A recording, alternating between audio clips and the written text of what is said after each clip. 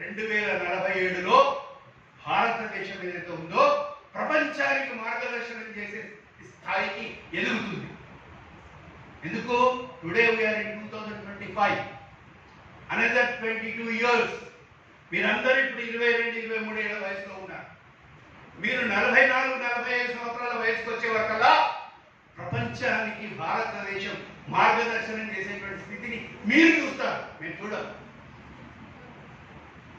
That is the responsibility which he has been given to us by Abdul Kalam.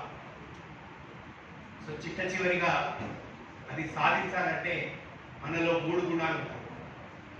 First thing, ఆత్మగౌరవం, self respect. ఏ జాతిలో అయితే ఆత్మగౌరవం ఉండదో, ఏ జాతిలో అయితే సెల్ఫ్ రెస్పెక్ట్ ఉండదో ఆ జాతి బతకడానికి వీలేదంటాడు. ఎందుకో తెలుసా? ఇంతకుముందు నేను చెప్పానే ఒక ఎగ్జాంపుల్. ఏంటా ఎగ్జాంపుల్? గీతాంజలికి నోబెల్ ప్రైజ్ వస్తే జపాన్ దేశానికి వెళ్తాడు ఆ రవీంద్రనాథ్ ఠాగూర్. వెళ్తే ఆ రవీంద్రనాథ్ ఠాగూర్ పెద్ద హాల్, ఎందుకంటే ఈయన మాట్లాడిన విధానం చూసి జపాన్ ప్రధానమంత్రి, జపాన్ కింగ్ అని పిలుస్తారు అక్కడికి. But no single student turn.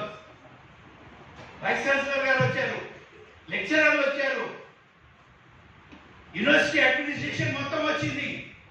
But no single student has come. Vice chancellor గారు స్వయంగా వెళ్ళి హాస్టల్లో అడుగుతాడు, వై యు నాట్ కమ్?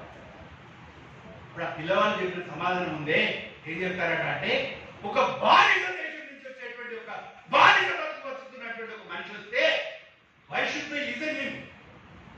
ముందు ఆ దేశానికి స్వాతంత్రం తెచ్చుకోమనండి, then we will recognise that person. బానిసని ప్రపంచం చూసేటువంటి ఒక విధానం అది. కాబట్టి we should have self respect. ఆత్మగౌరవం కావాలి. నెంబర్ 2, సెల్ఫ్ కాన్ఫిడెన్స్, ఆత్మవిశ్వాసం.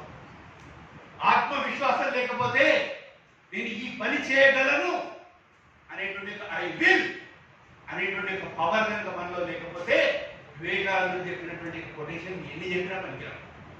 Everything is with in you, all power is with in you,